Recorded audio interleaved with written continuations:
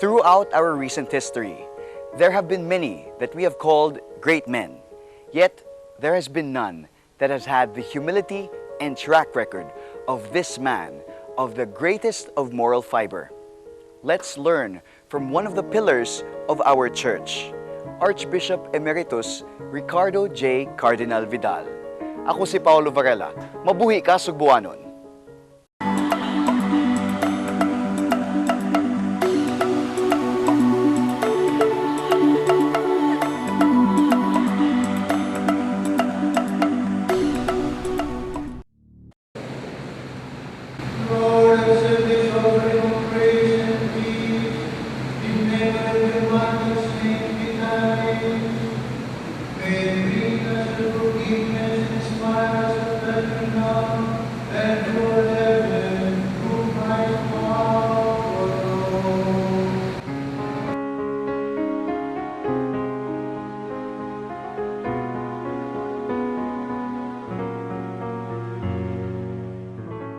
A man whose life bears witness to the faith, who tirelessly shepherds the Cebuanos for 28 years.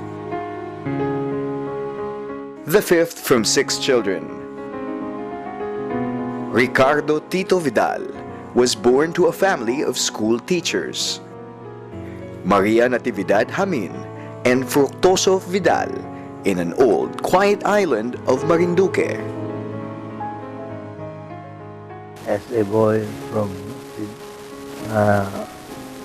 brothers and sisters of 6, no? Coming from a family of public teachers, public school teachers, I was reared in the fear of God, especially by my aunties who were what we might call in Tagalog, mga manang ka. But they were all public school teachers. No?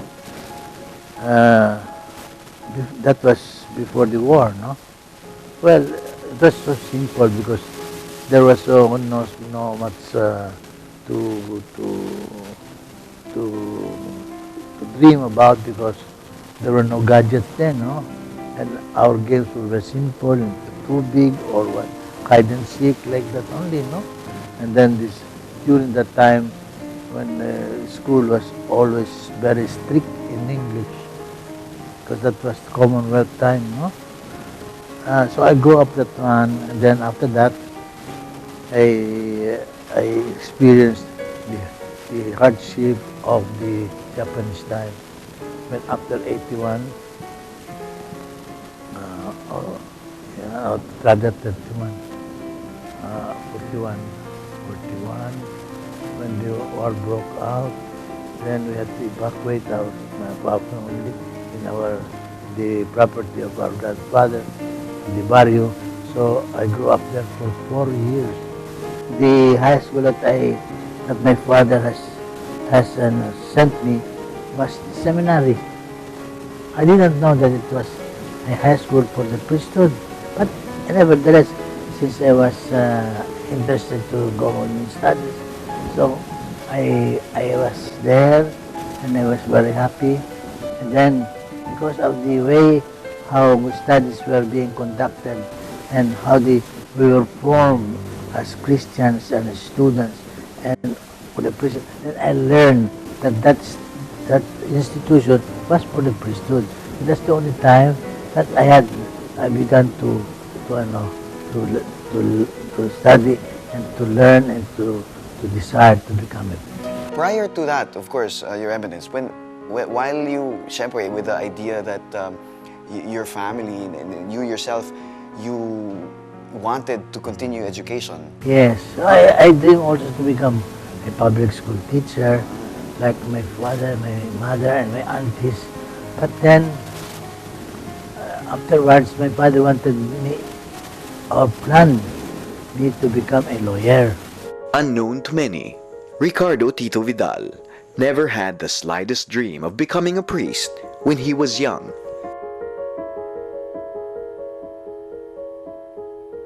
Marinduque then had no high schools because of the war.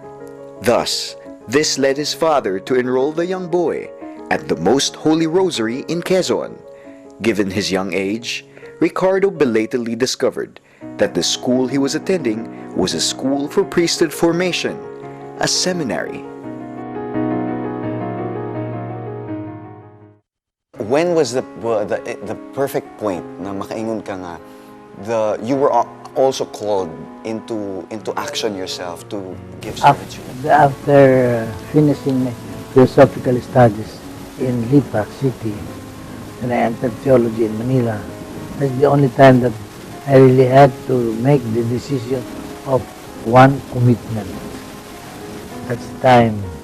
And so I continued my theological studies in Manila, in San Carlos Seminary, and then that was the real formation towards the priesthood.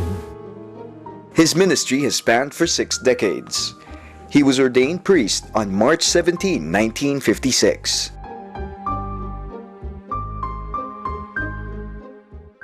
In 1971, he served as coadjutor bishop of Malolos.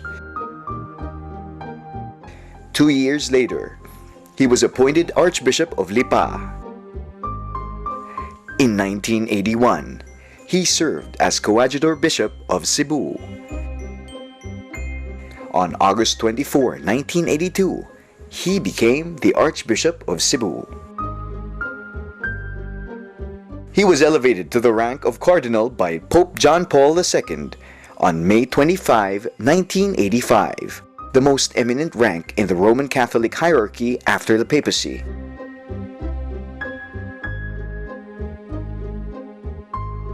He is the 4th Filipino cardinal in the Roman Catholic Church.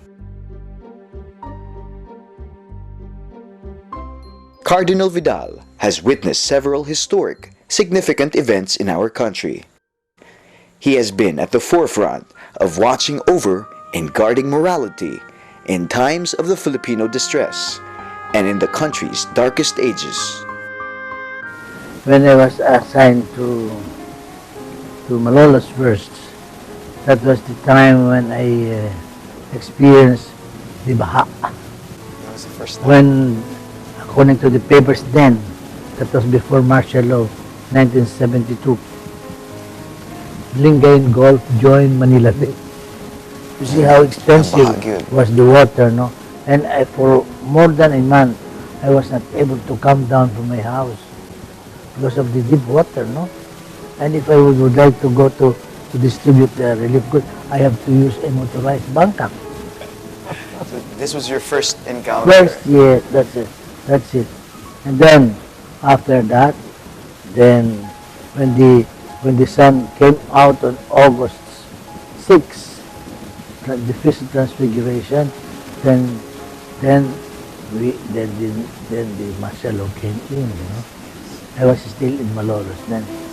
Of course, these specific times in our history, of course, makaingon kita nga you were witness to, and at the same time you were very active in. But particularly when it comes to your ministry, with regards to your ministry, how different was that at that time then? You know, first of all, the environment was not so rugged as now we might say, no, because the media was very, very simple, no. There were, I still remember that I had a small radio, no, where I had to do like that, no. There was no television yet, no TV yet. So those little things that distract a person from anything he would be doing was not there. And so life was so simple. In a way also it was very personal, it was very Yes, interpersonal. And we have to really communicate person to person. As compared to how globalization has come in recent times, because of the internet and how media has made information so much broader, does that mean also that your ministry also has somehow transformed? It has enhanced. Yes. It has facilitated, especially when communication became so easy. Then I could reach out, and then the word of God can reach people even far away, no? And really, I'm very happy because, like for instance, when I'm interviewed through the TV, then I could see my own, which I've never seen before. And of course, at the same time, like even now, Your Eminence, like there's a couple of pages on Facebook that's actually dedicated. Do you have any of these social networking media sites?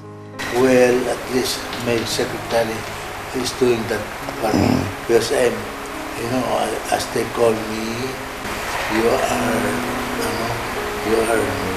what do you call this? How do you call that? That instrument that over there. That's personally what you use. Yes, they call me. You are still, you belong still to the class of illiterate. We will be finding out more about His Eminence's advent into the beauty of his ministry at the same time when we return very sa Mabuhi ka Sugboanon.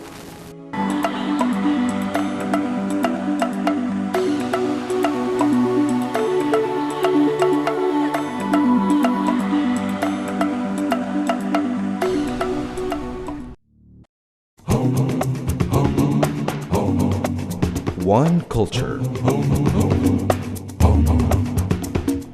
one heritage, one people, one province, one TV. Sugbo TV.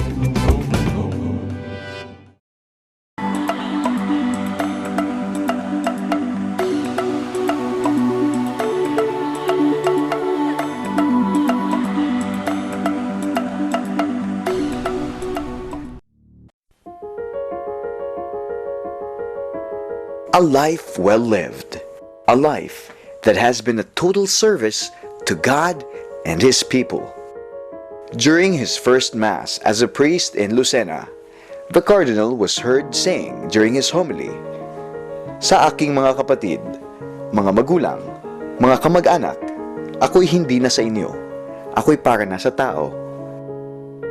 This statement is just a simple affirmation that Cardinal Vidal is so determined, dedicated, and true to shepherding the flock of our Lord.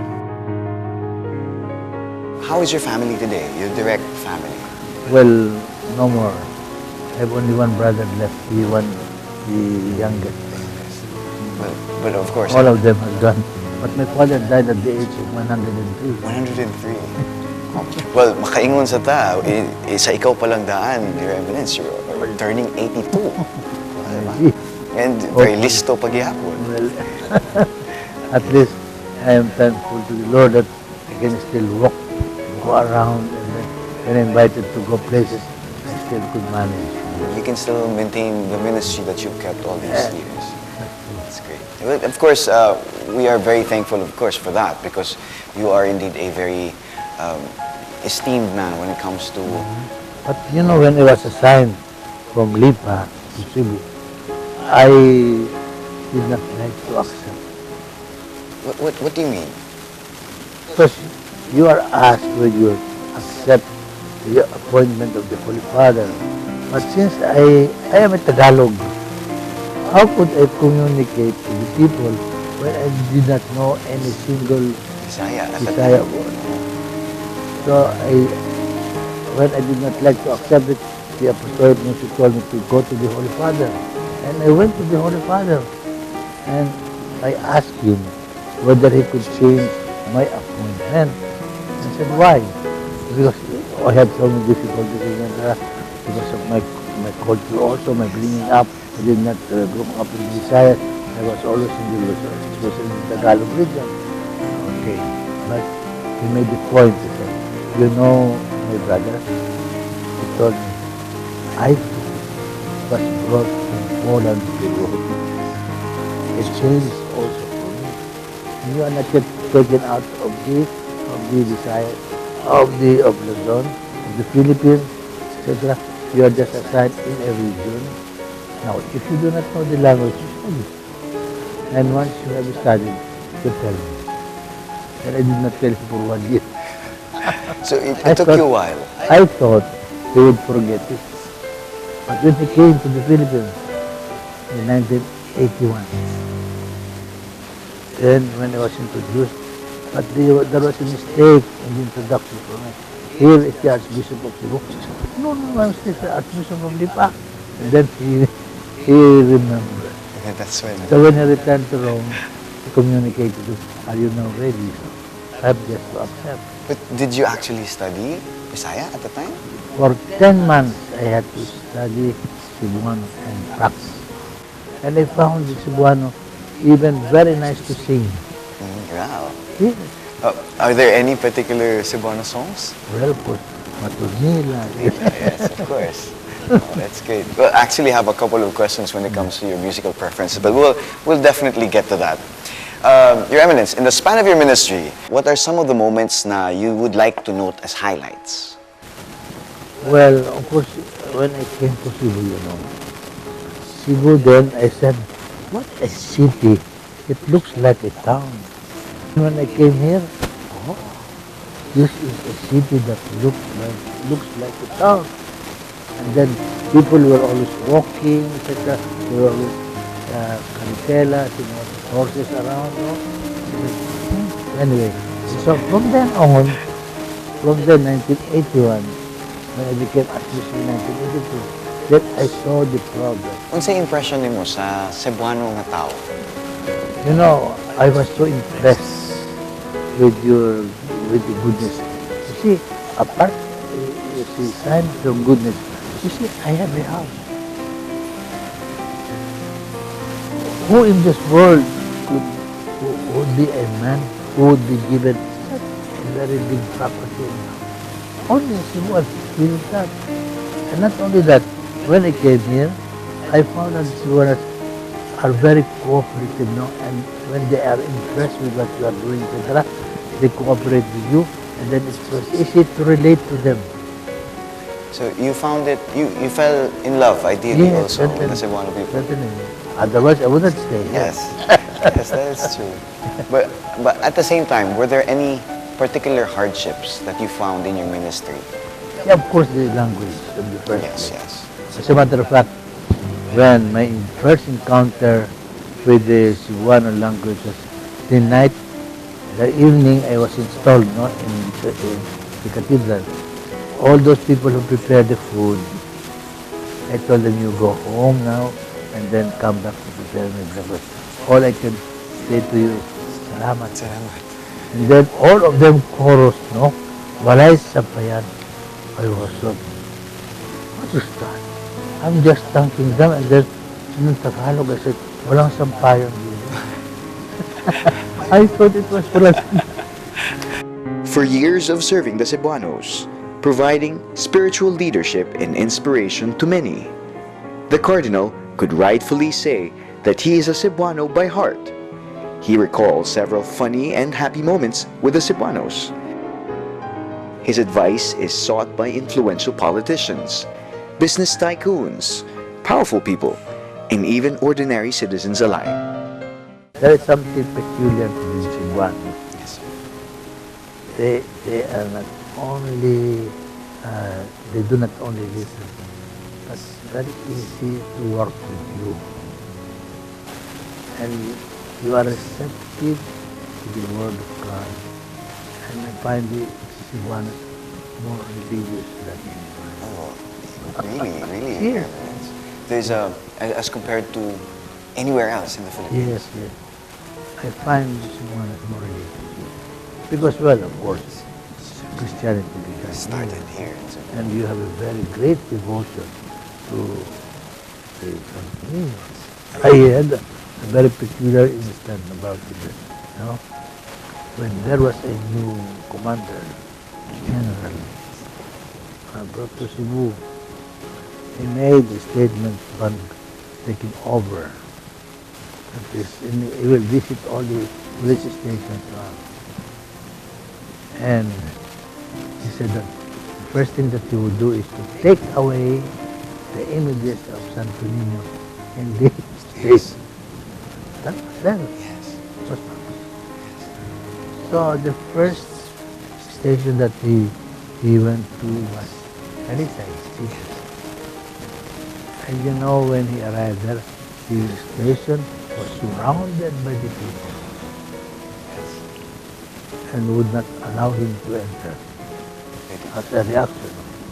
So Kami called me up. Why can't you not accept the commander? We have sent you a good one. I thought, well, according to the news that I have received, that was the reason. The reason was this, the statement, and then the reaction of the people. You should understand, General, that the devotion to Santo Niño has entered the culture of the Cebuanos. If you touch Santo Niño, you are touching the culture of Cebuano. Wow, that And so the following day was recalled. it did not push through at all. No, because You cannot take away the Santo Niño from the that's Cebuanos. the Not of culture of course. Cebuano. That's true. That's You are true. touching something that belongs to the Cebuanos. No. So even that is one of the many examples of how devoted the Cebuanos are, especially to the Santo Niño. Indeed. What is very good here in Cebu, we have a relative peace and order. That's true. Yes. And therefore, it's very nice to stay here. So, I found out so many generals are retired here. That's a big plus for Cebu. Yes. Look at that, huh? And I'm one of the retirees. And we would have to say we were very happy that you're still here. I have a bunch of personal questions that I'd like to ask. What's the best thing about Cebu this time?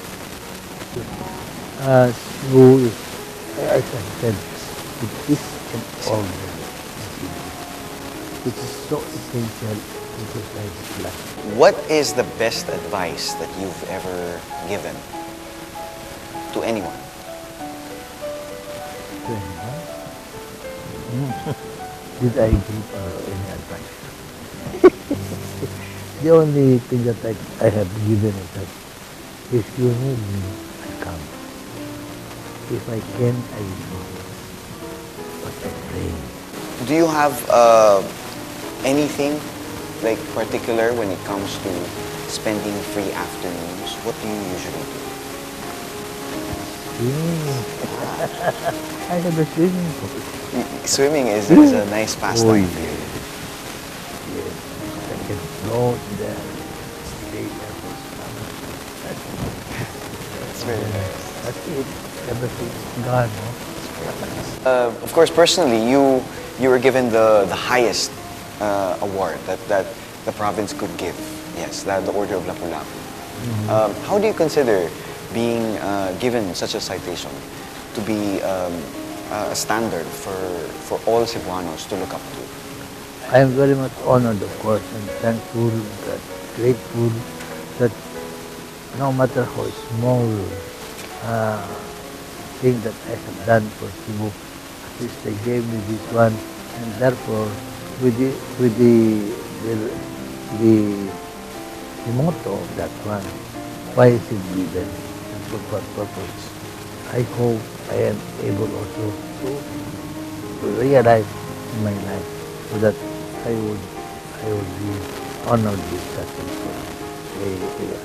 medal. The eminence has been very instrumental to the beatification and canonization of Pedro Calungsod. After St. Lorenzo Ruiz, another Filipino is set to join the Roman Catholic Church's growing number of saints, Pedro Calungsod and 6 others. Venerable brothers, I greatly rejoice that you have considered blessed Jacques Vertueux, Pedro Calungsod, A valiant youth who comes from Visayas. The year 1996. So, when the work was finished and the procedures were placed in a book, I brought that to Rome. And then I asked what can be done. There in the congregation for the saints, I was told, when did you submit your book? I said, I think 4 or 3 days ago. Oh, look at this book. From the floor to the ceiling. Those that are in the ceiling there, they were there already for 25 years, and have to bring that to the meeting of the Cardinals for approval. And so that's 25. And I count 24,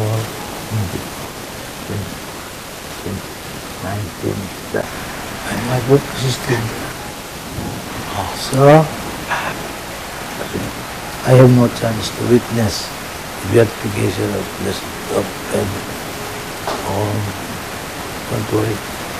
I tell you, unless the Holy Father takes you, look at the back.